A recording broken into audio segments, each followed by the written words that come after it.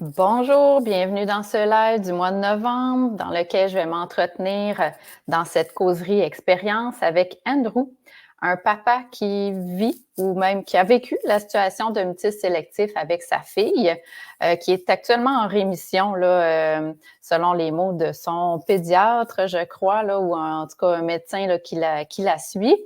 Je suis très contente de l'accueillir parce que à chacune de ces causeries expériences-là, c'est fait dans le but pour vous d'entendre le témoignage d'autres parents qui vivent des situations peut-être similaires aux vôtres, que votre enfant ait un diagnostic de mutisme sélectif ou tout simplement qu'il ne réponde pas dans certaines situations, tandis qu'il parle à d'autres moments.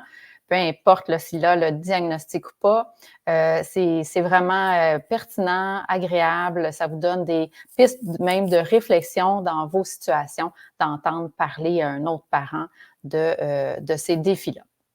Alors, je vais juste voir, ça fonctionne, je pense. Je vais juste vérifier parce que là, je vois qu'il y a des gens qui sont connectés. Oui, ça fonctionne. Donc, c'est parfait. Je mets ça de côté. Bienvenue dans ce live. Écrivez-moi un petit pouce en l'air ou un allô là, dans les commentaires pour voir qui est avec moi, qui est avec nous aujourd'hui. Merci beaucoup de vous joindre à nous sur cette heure de dîner en ce mois de novembre. Je sais que c'est des moments chargés. C'est plus lourd aussi au niveau, en novembre, on a moins d'énergie. Donc, vraiment, vraiment un gros merci d'être là. Si vous êtes en rediffusion, écrivez-le moi également dans les commentaires. Si vous avez des questions au fil du live, n'hésitez pas là, à nous l'écrire. On va regarder ça, moi et Andrew. Alors, je me présente avant de vous de faire joindre Andrew à moi. Alors, je m'appelle Geneviève Bérubé, je suis orthopédagogue spécialiste en mutisme sélectif. J'ai vécu moi-même là, pendant presque 7 ans avec ma fille ce que c'est d'être démunie, de se sentir impuissante aussi dans la situation avec notre enfant qui ne répond pas dans certaines situations. Et c'est dans cette optique-là que j'offre des services, des produits, les lives, des capsules et tout, parce que je sais à quel point ça fait du bien de se sentir entouré, de sentir qu'on n'est pas seul à vivre ce genre de situation. D'où les causeries expériences. Donc, voilà, je vais juste voir ici. Alors, bonjour Héloïse, bonjour Geneviève. Merci d'être là. Bonjour Caroline, bonjour Catherine. Alors, voilà. Bienvenue, Andrew. Bonjour Geneviève. Bonjour. Merci tellement d'être là en cette période chargée en tant qu'enseignant avec la pile de correction qui t'attend, de prendre ce moment pour les gens, de venir parler de ce que tu as vécu et de ce que tu vis encore là, avec ta fille Clara, qui a 8 ans, 3e année, et bien entendu avec Catherine et avec sa grande sœur Élise, voilà. Élise, 11 ans. Donc, merci beaucoup d'être là et de prendre ce temps-là. Je suis très content, Geneviève. Merci pour m'avoir invité. Ça me fait plaisir, d'autant plus que je te disais hors d'onde, tu es le seul papa là pour l'instant à venir nous partager ton expérience. Donc, ça donne un autre point de vue. Merci beaucoup. Puis, je voulais être certaine, là, là, tu vas me voir des fois à mon écran, là, regarder un peu en haut. J'ai des petites questions pour toi. Mais je veux qu'à tout moment, quand je te pose des questions ou qu'on discute, tu me nommes si tu n'es pas à l'aise d'aller vers un certain sujet plus précisément, parce qu'il y a des aspects qui sont quand même personnels, puis qu'on n'a pas nécessairement le goût de partager. Alors, vraiment, il faut que tu te sentes à l'aise, que ce que tu dis, les gens l'écoutent, puis que ça te convienne. Donc, ça te va pour ça? C'est entendu. Parfait. Alors, peut-être tu pourrais nous faire un bref résumé de la situation de Clara, par exemple, à son début. Là. À quel moment le mutisme a commencé? Qui l'a détecté? À qui elle parlait ou pas? C'était quand? Donc, comment ça s'est passé au début? Là? Alors, Clara, quand on regarde d'où on est maintenant, on se rend compte que pendant ces années maternelles 4 ans et 5 ans, elle montrait déjà une tendance vers le mutisme sélectif. Mais à cette époque-là, ce n'était pas nommé comme ça. C'était vraiment au 5e, maternelle 5 ans, que le prof nous faisait remarquer que Clara, dans ses mots, était l'enfant le plus timide de toute son expérience. Et c'était un prof avec une longue carrière quand même. Ouais. Mais il n'y avait pas vraiment d'enjeu concret, dans le sens que Clara réussissait académiquement, elle était très bien intégrée socialement, elle parlait avec des amis à l'école. C'était juste avec le prof où elle était vraiment, vraiment timide. Mais on le nommait de même, timidité. Quand on dit timide, ça n'a pas l'air très inquiétant. Et l'école avait suggéré des petits ateliers à chaque semaine avec quelqu'un pour essayer d'aider Clara de prendre sa place. Alors, on avait terminé la maternelle 5 ans de cette façon. Mais avant qu'on termine cette année scolaire, j'ai une belle sœur en Estrie qui est orthophoniste. Puis, elle nous avait dit, après avoir observé Clara pendant toute sa vie, écoute, je pense qu'il y a quelque chose là. Je pense qu'il y a une possibilité de mutisme sélectif. Et elle disait, je ne suis pas en train de poser un diagnostic formel. Évidemment, elle aurait dû faire toute une démarche pour faire ça. Ouais. Mais elle ne peut pas s'empêcher non plus de voir qu'est-ce qu'elle voyait. Qu'elle a immédiatement dit, et tu vas peut-être rougir maintenant, Geneviève, nous a immédiatement refilé ton livre en disant, c'est le Bible au sujet du mutisme sélectif. C'est gentil. Oui, et je pense qu'elle a eu raison. Et laisse-moi encore essayer de vous faire rougir. Pour moi et Catherine, ce livre-là nous a vraiment munis d'une compréhension et d'outils. Et ça nous a permis d'aborder les défis de Clara dans cette phase initiale de façon cohérente, de façon informée. Ça nous a permis de parler aux intervenants divers de leur outil aussi. Alors, je veux vraiment souligner l'importance de ce livre. Ça nous a vraiment permis de faire plein de démarches qui auraient été difficiles autrement. Oui, exact. Le Bible. La Bible du mutisme. En fait, c'est mon livre que j'ai écrit là, aux éditions Midi 30, donc les 10 questions. Ben merci. C'est toujours, tu sais, quand on travaille tout seul à notre ordinateur, à faire des choses, à concevoir des outils, des services et tout, des produits, bien, on a toujours, parce que moi, j'ai toujours dans l'optique que ce soit pour aider les gens. Donc, quand j'ai un témoignage comme le tien, ça me fait vraiment chaud au cœur. Puis ma mission, c'était d'aider au moins une personne avec ce livre-là. Donc, mission accomplie. Il y a eu quelques concepts qui ont vraiment changé notre compréhension. Exemple, la distinction entre la timidité, qui peut s'en aller assez rapidement, et le mutisme sélectif, qui n'est pas volontaire du tout, où l'enfant n'est pas capable d'en sortir. Alors, c'est une des réalisations clés qui ont vraiment changé notre orientation. Alors, à la fin de l'année scolaire, on a entrepris un dialogue avec l'école. C'est nous qui sommes débarqués chez eux en parlant du mutisme sélectif. C'est pas eux qui nous avaient parlé de ça initialement. Non, c'est ça. Parce que dans le fond, eux voyaient ça plus comme la timidité, justement. Et quand on voit ça comme la timidité, ça fait en sorte qu'on dit, bah, ça va passer, on met des petites choses en place, mais ça devrait aller. Tandis que si on sait que c'est peut-être du mutisme, ou en tout cas, l'enfant ne répond pas dans certaines situations, mais à d'autres moments, il parle. Alors là, on a tout à notre avantage d'aller de l'avant vers des moyens tout de suite.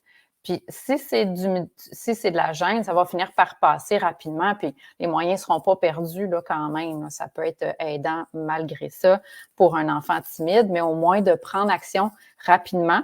Puis là, ce que je comprends, c'est dès que vous avez eu accès à cette information-là, que c'était peut-être du mutisme sélectif, mais en fait, de savoir qu'un enfant qui ne répond pas dans certaines situations, ben on n'attend pas que mort s'en suive, là. Je veux dire, on va prendre action le plus rapidement possible.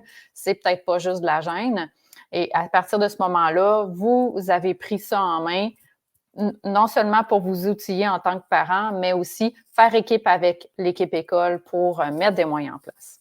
Oui, mais il y a eu un changement dramatique suivant cette année scolaire, il y a eu un événement dans notre famille.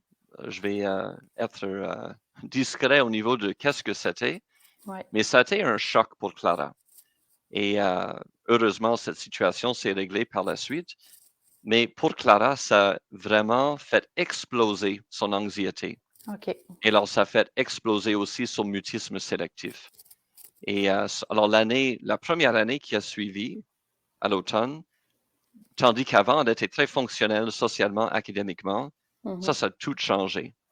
Alors, on peut poursuivre cette histoire à travers d'autres questions, mais je voulais juste mentionner cette transition où vraiment le mutisme sélectif a pris une envergure beaucoup plus forte. Dans le fond, si on résume, c'est qu'il y a eu un élément au niveau de la famille qui a fait en sorte que Clara, ça a suscité encore plus d'anxiété et que le mutisme s'est transformé avec plus d'ampleur, si on veut, a pris plus d'ampleur, plus à l'école ou aussi au sein de la famille, peut-être pas sœurs et parents, mais au niveau de toute la famille? Dans notre unité familiale, chez nous, il n'y a jamais eu de problème de mutisme chez Clara. Mais c'est dans tous les autres contextes que d'un coup, il n'y avait plus de communication. Et il y avait plein de problèmes connexes, des crises, encore l'anxiété qui prenait une envergure très, très forte, paralysante pour elle. Ou, exemple, pour voir un parent commencer à mettre le pied dehors, ça suscitait une grosse crise, beaucoup de panique. Alors ça, ce n'était pas le cas avant, mais c'était le cas dès cet été. Dans le fond, tu veux dire que dès le pied dehors, ça veut dire dès qu'elle ne vous voyait plus? C'est ça. Non, même pas ça. Comme on a un patio, et si moi ou ma femme ouvrait la porte puis mettait littéralement un pied sur le patio, d'accord. Crise de panique. OK. Mais dans la maison, est-ce que c'était comme ça si elle ne vous voyait pas? Pas avant l'événement de cet été. OK. Mais de cet été ou de première année? L'été de sa première année? Je parle de l'été entre la maternelle 5 ans et la première année. Oui. Mais dans la maison, à partir de cet événement-là, dans le fond, elle est venue vraiment insécure, puis elle avait besoin de vous pour se faire rassurer. C'est ce que je comprends. C'est ça. Et éventuellement, comme on a eu un diagnostic formel d'anxiété de séparation, en plus de mutisme sélectif. Alors, ça n'a pas resté une théorie, ça est devenu diagnostiqué formellement à un certain point. OK. Donc, à partir de ce moment-là, on comprend que si Clara n'était même pas capable que vous mettiez l'orteil dehors, on comprend que d'aller à l'école, c'est devenu très compliqué, là. Alors, pour poursuivre cette histoire-là, oui, la première année, alors, tandis qu'en maternelle, elle était très fonctionnelle, ce n'était pas du tout le cas aux premières années, autant au niveau académique que social. Et un des phénomènes très, très visibles, c'est que lorsque moi et Catherine amenaient Clara à l'école, il fallait qu'un membre du personnel la détache de nous physiquement parce qu'elle n'était pas capable d'aller à l'école de son propre volonté. Elle nous quittait dans un état, il semblait-il, de choc. Et je pense que ça témoigne aux anxiétés de séparation qu'elle vivait. Ouais. Et à l'école, c'était juste pas du tout fonctionnel. Et on avait une démarche qui se poursuivait, évidemment. Et c'était bien qu'on avait déjà nommé le mutisme sélectif. Ça avait déjà mis une question d'anxiété sur l'écran radar. Mais là, on était dans une autre dynamique complètement pendant la première année. Et alors, il y avait un processus de soutien et d'investigation. Mais cette session d'automne, il n'y avait vraiment pas de progrès. Ça a vraiment été une époque, on croit, qui était traumatique pour elle. Certainement pour nous, les parents. Oui, aussi, c'est ça. Ça forme un tout. Puis si l'enfant n'est pas bien, les parents non plus, c'est sûr que ça fait une dynamique où on est plus, on reste là-dedans un peu plus. Là. C'est plus difficile de supporter l'enfant là, à ce niveau-là. Oui, parce qu'on le voit, mais on a peur aussi, excuse-moi, on a peur aussi pour son devenir, ses apprentissages. On se met à avoir toutes sortes de pensées à ce niveau-là, j'imagine. Oui, ça a été très anxiogène pour tout le monde. Mais si on pense de notre point de vue comme parents, tu es dans l'ambiguïté. Il y avait, comme qui est très normal aujourd'hui, l'enjeu d'accès aux services. On n'avait pas de Ouais. diagnostic formel à ce point-là. Alors, l'école n'était pas munie des ressources qu'elle aurait pu avoir si on avait pu avoir les diagnostics qu'on a eus par la suite. C'était le gros ambiguïté, les gros enjeux de est-ce que ça va se régler un jour? Qu'est-ce qu'on fait jour à jour? Et s'il y a des parents qui nous écoutent, qui vivent ça en ce moment, je vais exprimer mon empathie totale parce Mhm. qu'on se souvient très bien de comment c'était très, très difficile. Et il fallait juste foncer, il fallait continuer chaque jour d'essayer de faire les meilleures décisions possibles. Ouais. Mais en face à l'ambiguïté, face à beaucoup de difficultés, c'est tellement pas facile. Surtout quand on voit que ça persiste dans le temps, puis que notre enfant continue dans son mal-être. Dans le fond, on n'est pas capable de surmonter son défi, puis même parfois, là, comme vous, ça s'est empiré. C'est pas toujours le cas, mais il reste que parfois, on vit des choses, on voit que notre enfant vit des choses, on essaie de mettre des choses en place, on forme une équipe avec l'équipe école ou la garderie, le milieu de préscolaire. Puis on voit que c'est pas suffisant et c'est là que l'impuissance arrive en tant que parent. On se dit, ben, qu'est-ce que je pourrais faire de plus pour l'accompagner? Donc là, ça prend aussi. Penses-tu que, puis tu sais, chose du coq à l'âne, on finit pas l'histoire, tout ça, mais je trouve ça intéressant de s'arrêter pour aborder différents sujets au fur et à mesure. Mais pour toi, en tant que parent, ça a pris quelle place, ça, de faire un travail sur soi pour justement travailler sur ses attentes, en tant que parent envers notre enfant, sur ses peurs du futur, sur ses peurs du qu'est-ce qui va arriver? Va-tu rester tout le temps comme ça? Est-ce que ça a pris une place importante pour vous dans la maison, là, à toi et Catherine, de travailler sur soi en tant que parent? Je vais commencer par encore vous faire rougir. Beaucoup des concepts dans votre livre nous ont beaucoup aidés. Mais là, attends, Andrew, il faut que tu me tutoies là, quand même. Là. Excuse-moi, toutes mes erreurs, on va les blâmer sur mon anglophonicité. Mais c'est ça. Alors, exemple, le concept que l'enfant n'est pas capable de faire autrement. OK, ça amène un certain paix avec l'idée que oui, il va y avoir des comportements problématiques ou un manque de certaines capacités. Il faut l'accepter. Oui. Il faut être dans l'acceptation.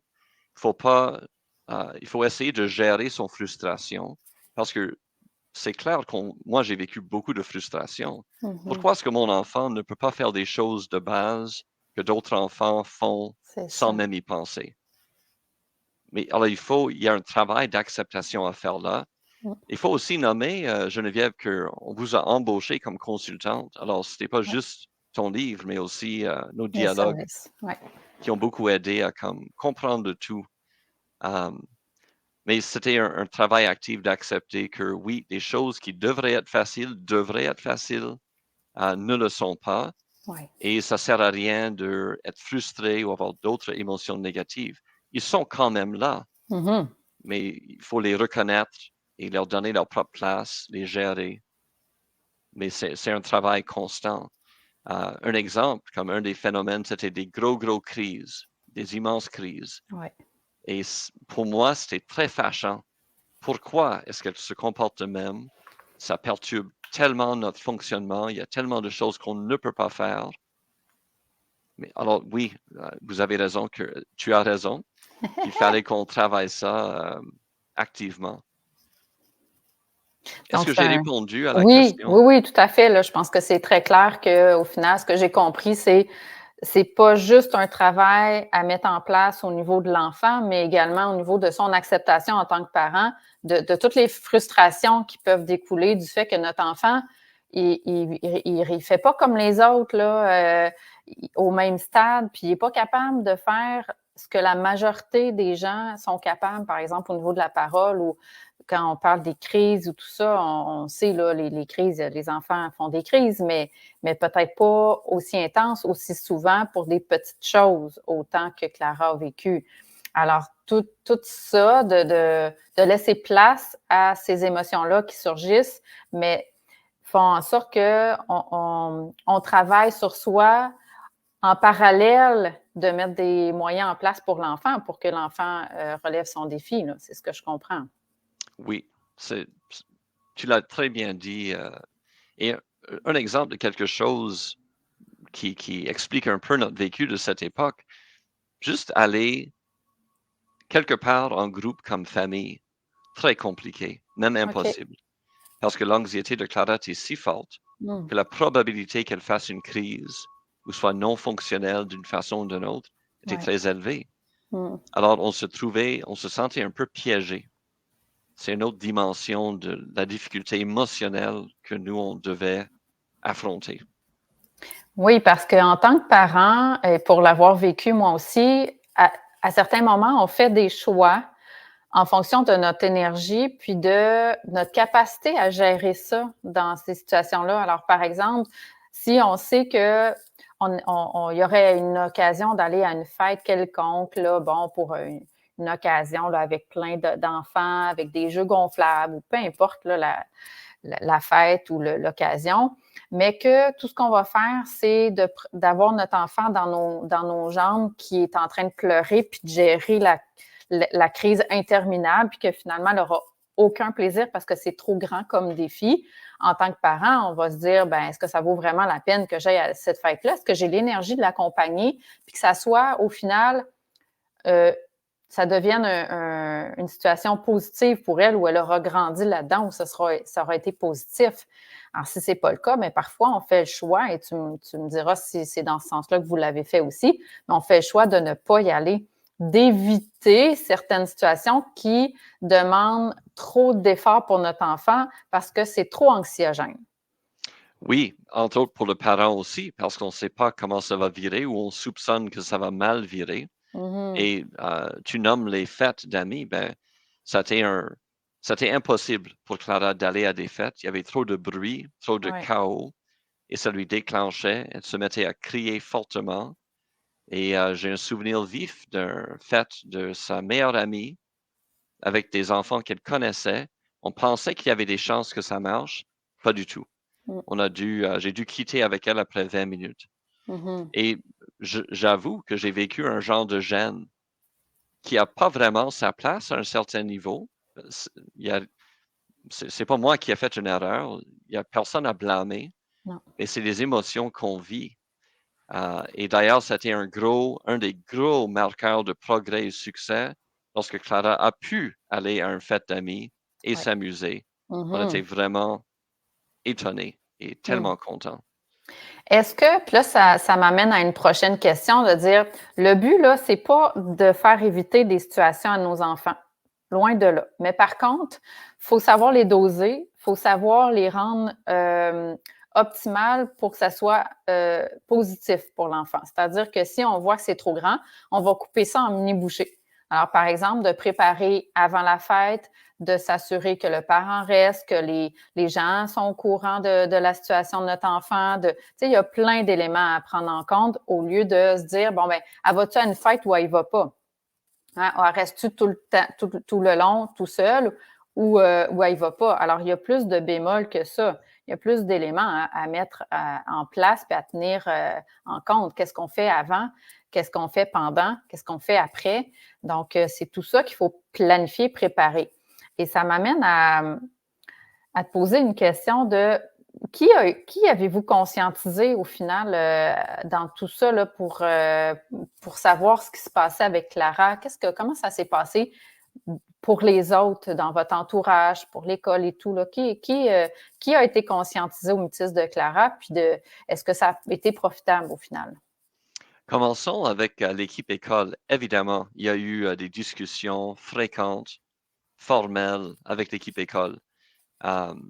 Cette première année, comme j'avais mentionné, on n'avait pas de diagnostic. Alors, ils n'étaient pas ressourcés de la façon qu'on aurait tous aimé qu'ils soient, simplement au niveau des heures disponibles de personnes qui auraient pu dédier de l'attention à Clara. Mais aussi, les choses n'étaient pas claires à cette époque-là. Alors, pour dévancer l'histoire un peu, finalement, on a eu un diagnostic de TSA, trouble du spectre de l'autisme, que notre belle-sœur nous avait prévenu même au printemps, qui est très typiquement, pas tout le temps, mais c'est très fréquent que les enfants avec le mutisme sélectif soient sur le spectre de l'autisme. Alors, cette diagnostic a clarifié plein de choses. Exemple, pourquoi les stratégies qu'on essayait d'implanter à l'automne à l'école allaient probablement jamais réussir dans cette mode-là. Mais à l'époque, on ne savait pas. Alors, on essayait de dialoguer avec eux beaucoup et le dialogue était bon, mais je pense qu'il n'y avait pas vraiment de chance de réussir à cause de la manque de ressources, à cause de notre compréhension qui n'était pas tout à fait en place encore. Mais on était très contents de la collaboration qu'on avait eue. Il y a aussi la question de la famille. Et ça, c'était facile, honnêtement, d'expliquer à nos sœurs, nos frères, nos parents, les grands-parents de Clara, nos amis.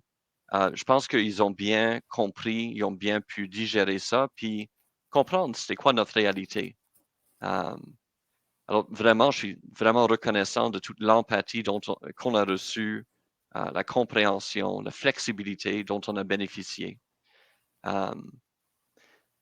C'est ça. Alors je pense que, mais aussi, juste pour prendre un exemple où encore ton livre était fantastique, le camp de jour.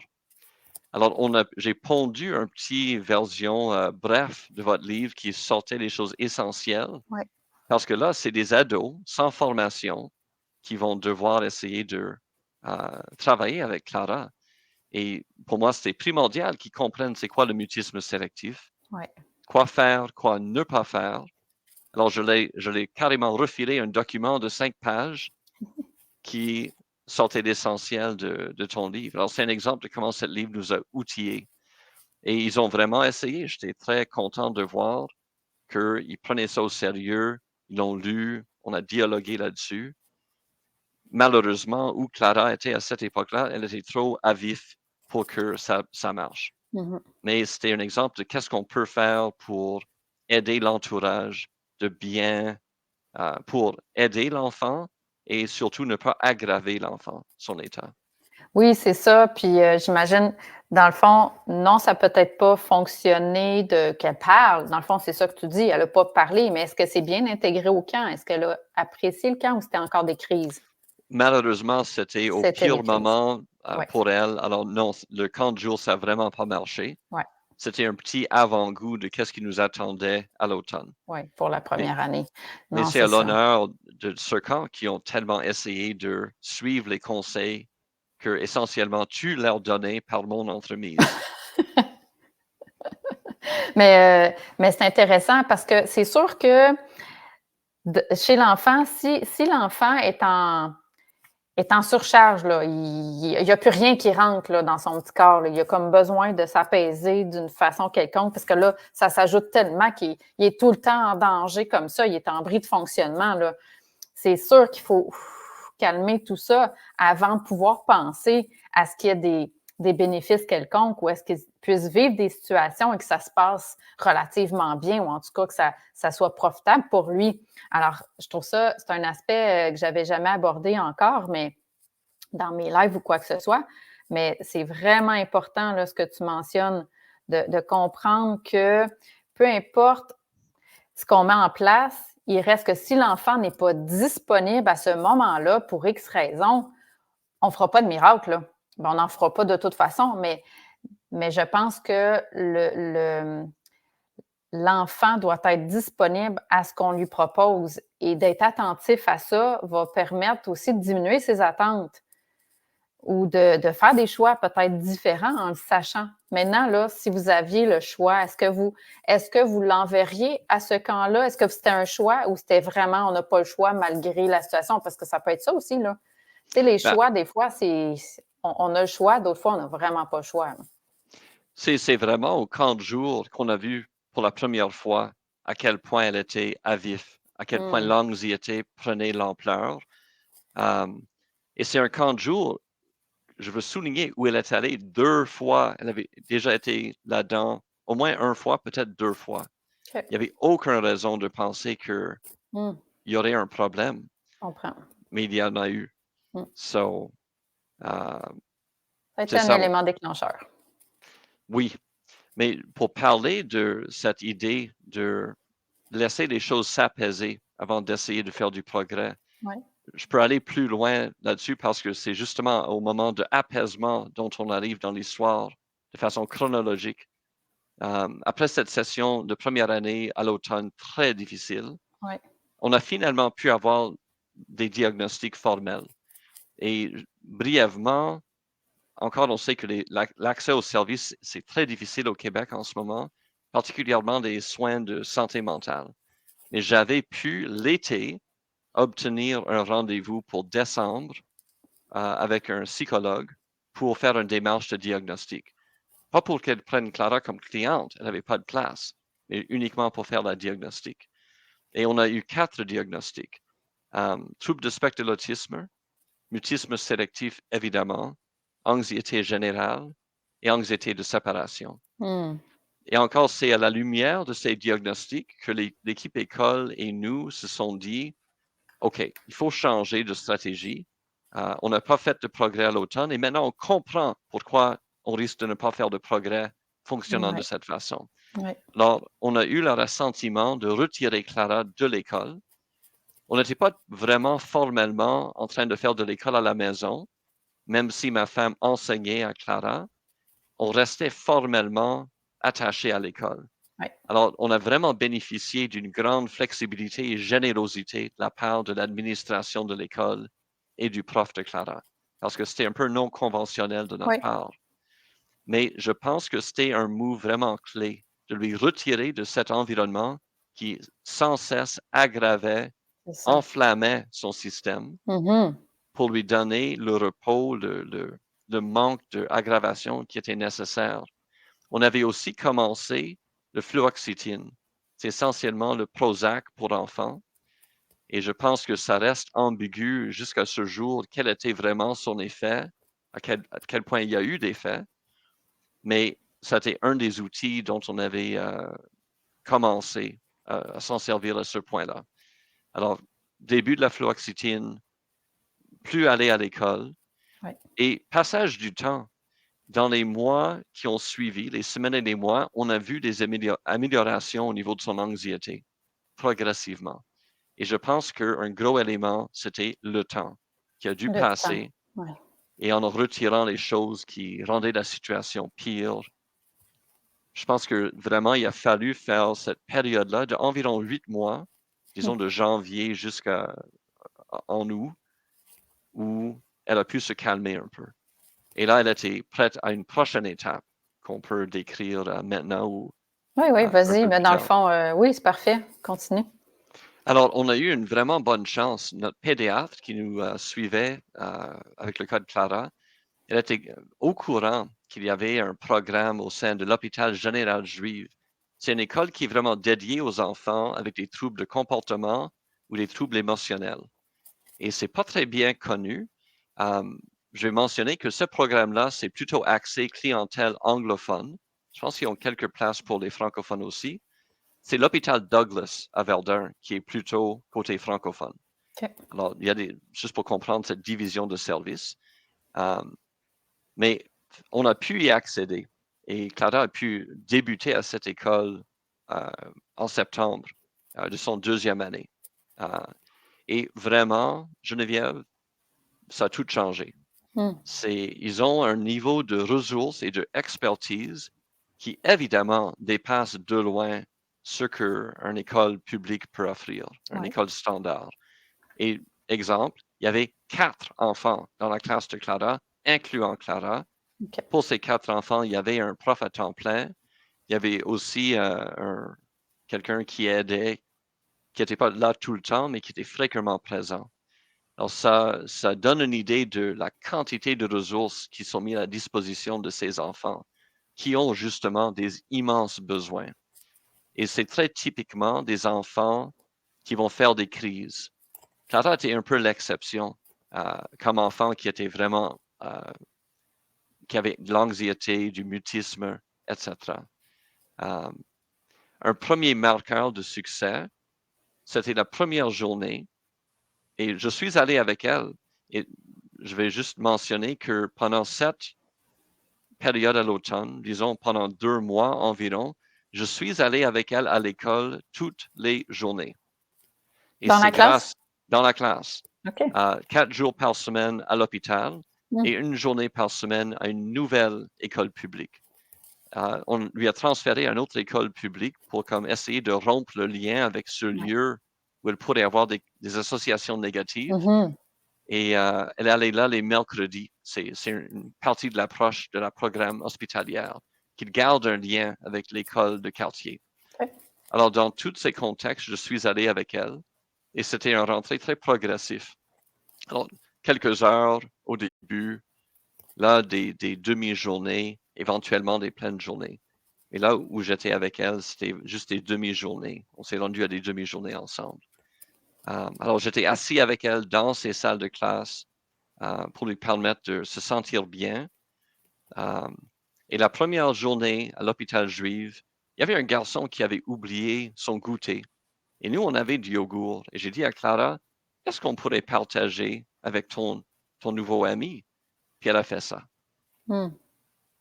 Et immédiatement, en refilant ça à notre belle-sœur, qui connaît bien le mutisme sélectif, elle a dit, that's it. Elle va réussir. Elle va Ouais. émerger de Mmh. son mutisme. C'est juste maintenant une question de temps. De Ah, temps, de ça c'est ça, de temps et de gradation, là. C'est ce que j'entends aussi, c'est qu'à l'école, oui, il y a les ressources, mais il y a aussi la façon d'intervenir graduelle en respectant le rythme de l'enfant, c'est ça? c'est ça. Et ils disposaient encore des ressources incroyables que l'école publique ne peut simplement pas offrir. Mmh. Euh, Parce qu'ils peuvent vraiment réfléchir à chaque enfant de façon très, très, très approfondie, avoir des approches vraiment en fonction de l'individu. Euh, Éventuellement, il y a eu une thérapie familiale qui a embarqué plutôt pendant OK. la session d'hiver, mais il y a tellement de monde avec des connaissances pointues. Et juste donner un exemple, un clé pour le succès de Clara à cette école dans les premières semaines, peut-être mois et demi, c'était occupational therapy. En français, j'oublie le mot, et c'est essentiellement des activités physiques, mais structurées de façon bien pensée. Mmh. Et alors, elle allait sur des balançoires.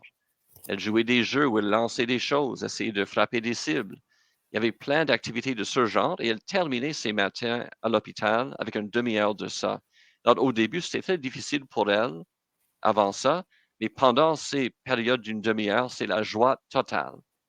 Et ça a vraiment pu créer des liens positifs qui étaient, on pense, un clé pour son intégration réussie à cette nouvelle école. Dans le fond, Catherine écrit que c'est de l'ergothérapie. Merci beaucoup, Catherine. Elle me surveille Enfin de loin. oui, elle est là, elle est là. J'ai une question pour Andrew, c'est, Héloïse qui marque ça. Est-ce que votre fille souhaitait avoir de l'aide ou des outils pour sa situation de mutisme ou elle ne ressentait pas le besoin de changer des choses? C'est très intéressant comme Mmh. question. Je trouve aussi, ouais. Et je dirais que c'est une question qu'elle aurait pu se poser, qu'elle peut-être aurait dû se poser, mais je ne suis pas certain qu'elle pensait de cette façon du tout. Mmh. Je pense qu'elle vivait moment par moment. Elle ressentait des gros vagues d'anxiété, de peur. Je pense pas qu'elle était rendue au point métacognitif de se dire comment est-ce que je peux m'aider moi-même. Elle Elle était était beaucoup beaucoup plus en réaction. ouais, elle était trop dans ses émotions, dans son cerveau émotif pour raisonner parce que justement, elle avait plus accès à son raisonnement.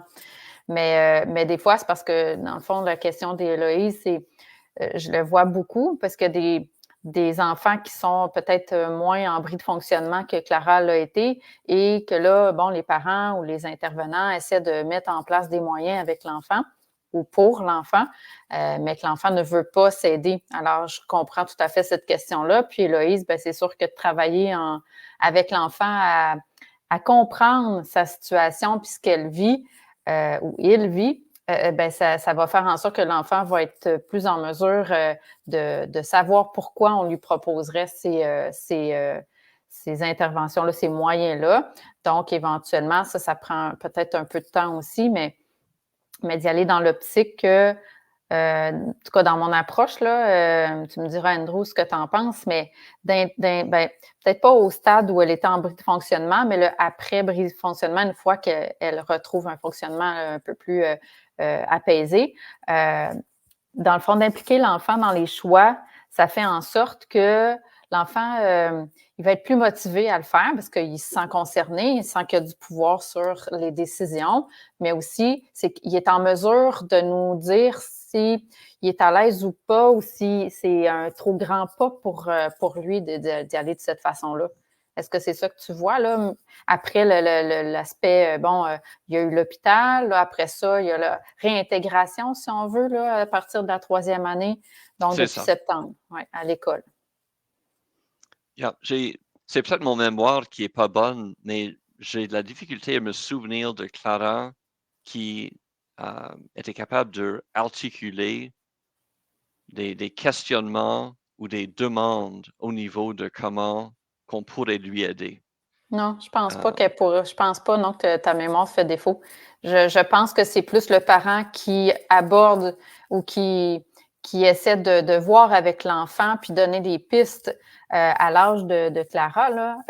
Peut-être que là, rendue à 9 ans, elle va être capable, 8 ans, elle va être capable Presque éventuellement, 9.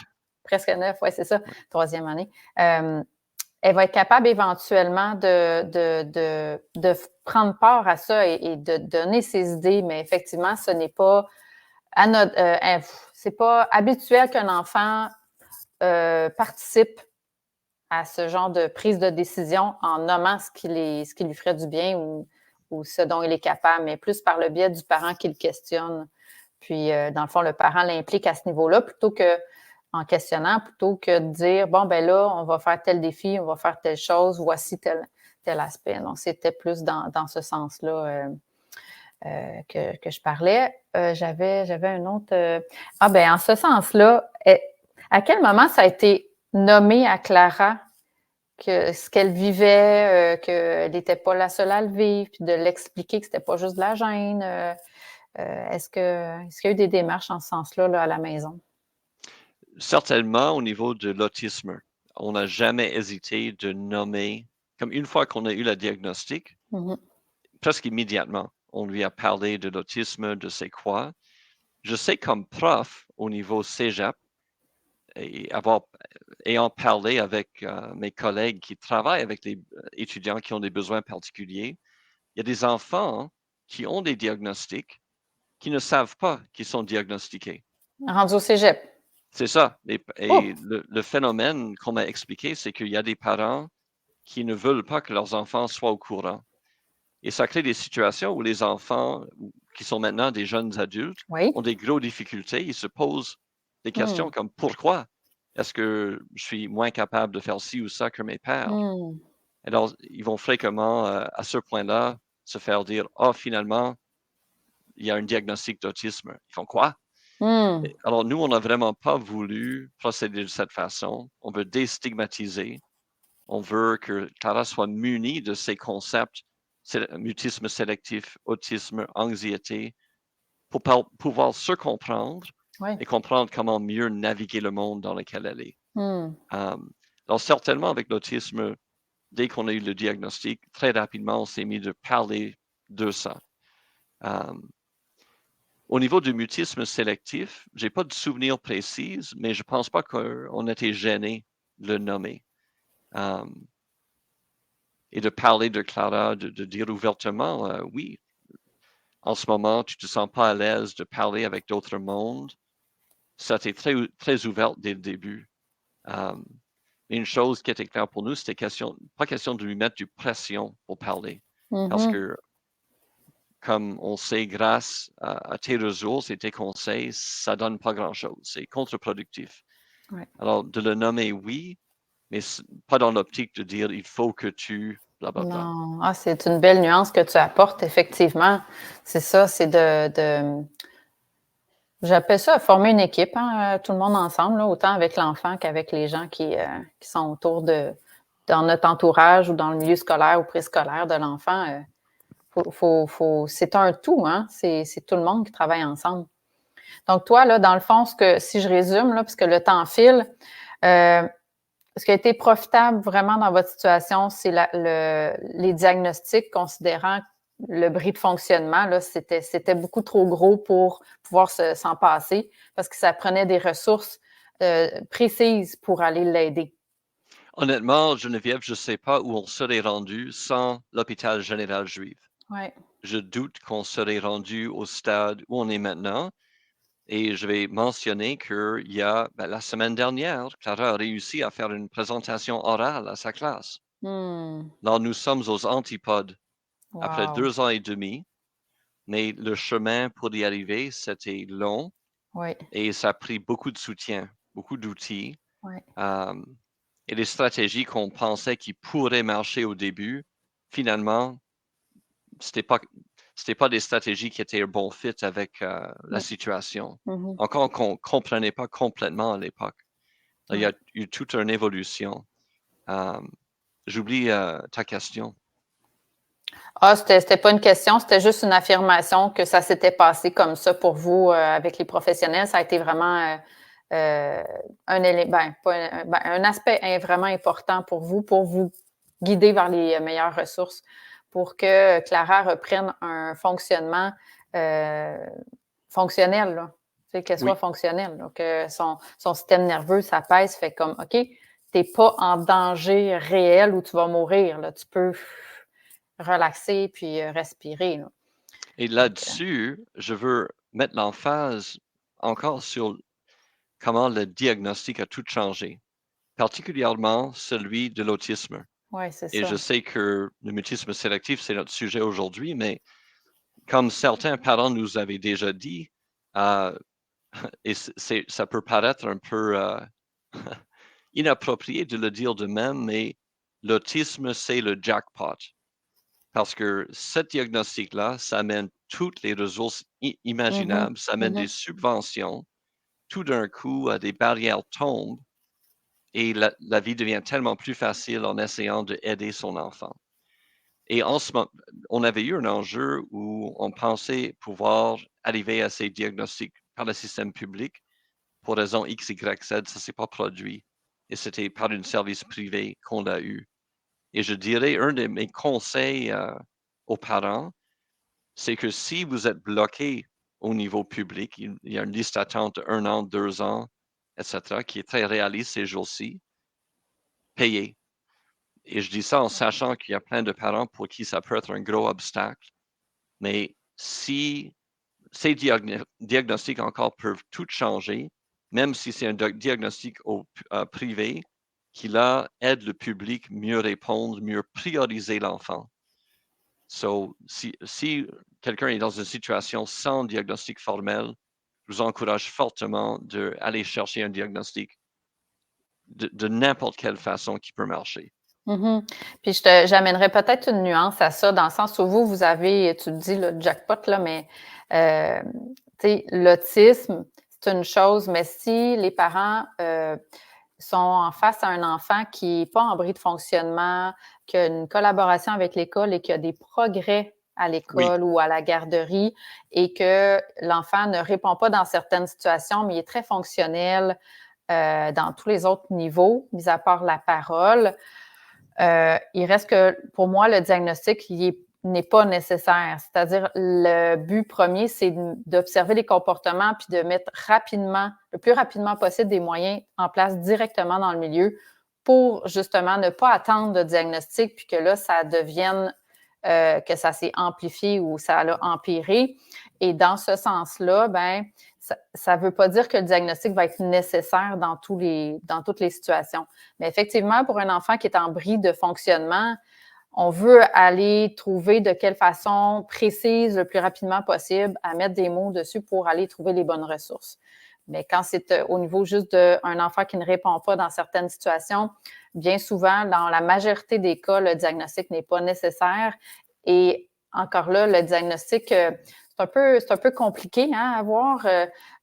Puis ça amènera pas plus de ressources nécessairement pour l'enfant dans les milieux.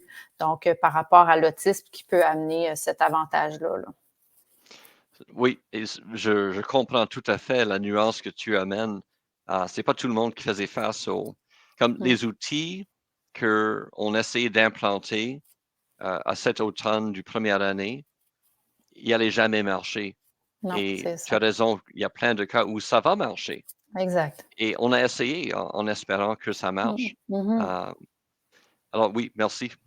Ben non, mais c'est correct. En fait, on est là pour ça, on est là pour discuter. Puis ça m'amène à dire qu'il n'y a pas une situation qui est pareille d'une famille à l'autre, d'un enfant à l'autre. Et c'est pour ça que c'est compliqué le mutisme, parce que pour une personne, pour un enfant, il y a un moyen qui va fonctionner, puis pour l'autre personne, pour l'autre enfant, il faudrait faire l'inverse.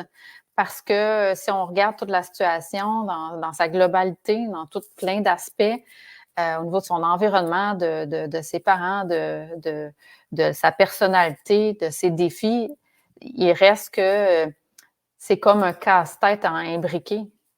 Et dans cette même optique-là, j'ai un autre client qui, elle, son enfant est rendu à une adolescente, là, elle a 13 ans. Puis l'année passée, je l'ai aidée, mais dans l'optique inverse. C'est que son adolescente ne voulait absolument pas aller à l'hôpital pour faire l'école à l'hôpital. Parce que ça, c'était impensable pour elle. Alors, on a mis des moyens en place avec la maison, avec les intervenants et tout, mais pour aller dans une autre porte d'entrée. Puis l'hôpital n'a pas été le choix qui a été pour elle, finalement, oui, retenu. Donc, c'est sûr que, puis peut-être que ça aurait pu l'aider, mais à condition que l'enfant, justement, d'où la question peut-être d'Héloïse, soit en accord ou à tout le moins veulent participer à ce genre d'approche-là. Parce que si l'enfant ou l'adolescent est à l'encontre de ce qu'on met en place, ça ne va pas plus fonctionner. Alors, c'est d'où la nuance, là, peut-être pour les gens qui nous écoutent, là, ça paraît anodin, là, de dire, ah, ben là, tu sais, ils ont essayé ça, mais non, on ne peut pas juste prendre, faire copier-coller puis mettre ça dans notre situation. Hein. C'est malheureusement pas comme un livre de recettes où on applique les différentes étapes puis ça marche à la fin, on brasse le tout puis tout est beau, là. Donc, mais encore, pour essayer de te faire rougir, Geneviève, je n'ai pas encore réussi, mais je vais continuer jusqu'à la fin de notre heure ensemble. Alors là, le gros bénéfice de t'avoir embauché comme consultante, parce qu'on sentait, évidemment, moi et Catherine, les limites de nos connaissances, de nos compétences, et de se sentir épaulé par quelqu'un qui connaît bien le domaine, qui pouvait parler de « oui, j'ai vu telle chose et je pense qu'on peut l'adapter de telle façon ». Juste au niveau du soulagement émotionnel que ça a amené pour moi et Catherine, ça valait tellement. Et là, évidemment, il y a aussi l'espoir que ça amène des avancées pour l'enfant. oui, ben oui. Je veux juste dire que ton rôle peut être tellement précieux. Merci, merci. Je n'ai peut-être pas rougi, mais je prends chacun des mots que tu nommes. Là, je suis très reconnaissante de ça, vraiment. Ben, pour l'avoir vécu aussi en tant que parent, hein, c'est sûr qu'on a besoin de se sentir écouté, de se sentir compris, de sentir qu'on peut. Le cerveau, il a besoin de sentir qu'on avance. Fait que même si c'est des petits pas, au moins, on n'est pas tout seul à faire comme non, là, ça ne fonctionne pas, ça fait juste persister dans le temps, puis il n'y a rien qui se passe. Donc, vraiment, ça, c'est important aussi, là, pour garder espoir, puis de se dire, OK, ben là, on a avancé, puis c'est aussi de voir, je pense que c'est dans les constats ou dans les astuces que je nomme bien souvent aux gens, c'est de diminuer ses attentes en tant qu'adulte. On en a parlé un petit peu tantôt, mais si on ne voit pas les progrès de l'enfant, mais à petits pas, que ce soit un sourire, que ce soit un coup d'œil qui a été jeté, qui n'était pas là la dernière fois, ou que ce soit autre chose de façon non verbale avant d'obtenir des mots. Puis si on attend juste des mots, puis que l'enfant s'exprime par ce biais-là seulement, ben c'est sûr qu'on passe à côté des petits pas que l'enfant fait. Puis pour ça, c'est porteur d'espoir, les petits pas, de les voir, puis justement, de les percevoir, je dirais. Et pour nous, c'était un processus de, je dirais, 2 ans. 2 ans de, disons, pour être concret, ne pas être capable de fonctionner dans une école publique de quartier. Ouais. Alors, ça a été très long, le processus de l'avènement du crise jusqu'à une genre de résolution. Mhm. Et on sent, moi et Catherine, qu'on est vraiment dans une autre étape maintenant, qu'il y a eu une période de 2 ans qui s'est clos en septembre. Mais pour souligner ton point, tous les défis émotionnels comme parents pendant ces 2 ans, face à l'ambiguïté, face à aucune garantie de succès ultime, ça, c'est très lourd. Oui. Oui, parce que ça nous amène, on va terminer là-dessus, mais ça nous amène à avoir peur du futur en se disant, voyons, qu'est-ce qui va arriver? Mon enfant va juste rester de même. On peut pas rester avec des crises tout le temps. Moi, je suis plus capable non plus en tant qu'adulte, en tant que parent. Je ne suis plus à mon meilleur, là. Je suis plus capable d'intervenir correctement. Là. Parfois, c'est sûr que les émotions nous envahissent là, quand c'est au quotidien des crises tout le temps, puis pendant des heures, là, on ne peut pas soutenir ça très longtemps non plus. Là. Donc, c'est d'aller chercher de l'aide, puis de laisser le temps à faire son œuvre. Là. Je pense que c'est un peu ce que je retiens de ta rencontre aujourd'hui. Et de amener un point de vue qui m'arrive du monde de l'investissement, de vraiment mettre l'accent sur le processus et non pas le résultat. Si le processus est bon, il risque d'avoir des bons résultats à fur et à mesure. Oui. Et si on est axé résultat, on est probablement en train de se setter pour beaucoup de déceptions, frustrations, d'autres émotions négatives. Et moi et Catherine, il y avait des longues périodes sans résultat, mais on pouvait se sentir satisfait qu'il y avait quand même un processus qui était en place, qui avait une solidité. Oui. Quelque chose de clair que tu fais comme action à entreprendre pour dire voici à petits pas ce qu'on met en place pour arriver éventuellement au haut de notre montagne, ou en tout cas à avancer dans notre chemin vers surmonter le défi. Là. On espère, Oui. c'est ça. Avec aucune garantie, mais juste en sachant qu'il y a quelque chose de robuste, correct, valide qu'on fait. Là, déjà, il y a un soulagement. Ben oui, c'est ça, c'est ça. Il y a comme quelque chose qui est en branle, là, donc ça. Puis on sait vers où s'en aller. Quand le chemin est clair, c'est plus facile. Oui. Je vais finir avec Héloïse qui me dit « Merci de partager votre vécu en tant que parent. Je vis souvent de la gêne justement de l'attitude de mon enfant lors des sorties avec des groupes. En effet, en parler aux gens avant l'événement aide à être plus confortable avec les comportements de mon enfant. » Donc, tu vois, déjà, là, ça a aidé là, pour au moins une personne de t'entendre, mais je suis certaine que ça va aider plusieurs autres personnes. Est-ce que ça fait le tour pour toi? Parce que là, vraiment, leur fil est à plein de corrections à faire. Donc, je te ramène à la réalité. J'avais quelques points décrits, mais on les a tous passés, Geneviève. Parfait, on a fait ça. On a passé par un sentier différent. Donc, Héloïse qui nous dit merci. S'il n'y a pas de questions, moi, je vous retrouve le mois prochain avec Evelyne, qui est une maman d'une fille de 4 ans cette fois. Ça va être le 13 décembre pour la dernière causerie expérience de l'année. Donc, merci beaucoup tout le monde d'avoir été là. Merci Andrew. Merci Catherine. Beaucoup, Geneviève. Puis au plaisir. Bye bye.